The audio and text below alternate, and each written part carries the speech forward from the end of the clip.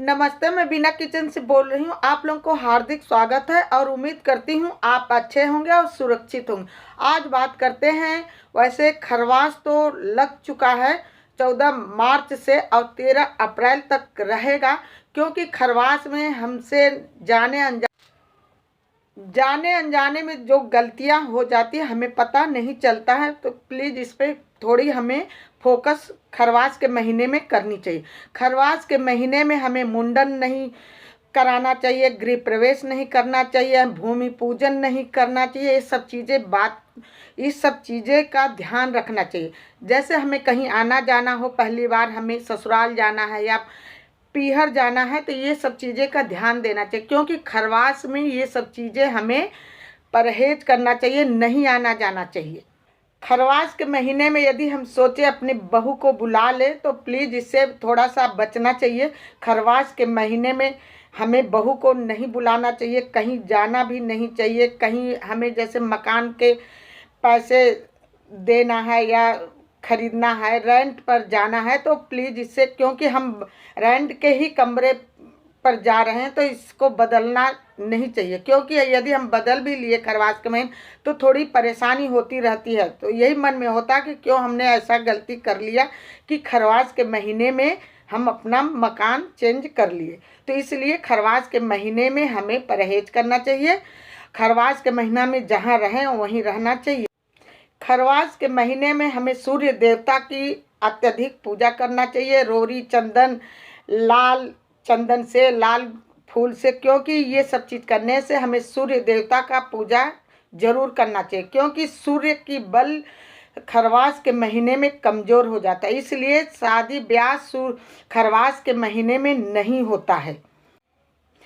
अब ये भी प्रश्न उठ रहा है, क्या खरवास के महीने में पूजा कर सकते हैं? जी, आप पूजा पाठ खरवास के महीने में नहीं छोड़ना है, पूजा पाठ करना है। छोड़ना यही है कि हमें जैसे मकान में नहीं जाना, शादी ब्याह नहीं करना, किसी के मुंडन नहीं करना, भूमि पूजन नहीं करना, ये सब चीज़ें हमें बचना है। खरवास के महीने में हमें शिव की पूजा जरूर करना चाहिए, क्योंकि शिव का पूजा करने से हमारी जो दोष होता है वो सब चीज़ें धीरे धीरे ठीक हो जाता है। तो इसलिए हमें खरवास के महीने में पूजा पाठ बिल्कुल नहीं छोड़ना है। सूर्य देवता को, क्योंकि सूर्य को मजबूत करने के लिए सूर्य देवता को जल जरूर चढ़ाना है। जल किसी पात्र में चढ़ाना है, वो फिर जल किसी गमले में डाल देना, क्योंकि वो जल जो हम सूर्य देवता को चढ़ाते हैं वो नाली में नहीं जाना चाहिए। इससे इस बात का विशेष ध्यान देना चाहिए। प्लीज़ यदि आपको मेरी वीडियो अच्छी लगी हो तो एक लाइक ज़रूर करना, एक सब्सक्राइब ज़रूर करना। धन्यवाद। यदि हमारे पास कोई चीज़ बहुत इमरजेंसी पड़ गई है, ख़रीदना है, तो हमें या रखा हुआ है साड़ी कपड़े लत्ते, तो उससे अपना काम चला लें, उससे यूज कर लें। लेकिन कोशिश यही रहे कि खरवास के महीने में हमें नए वस्त्र नहीं खरीदना चाहिए।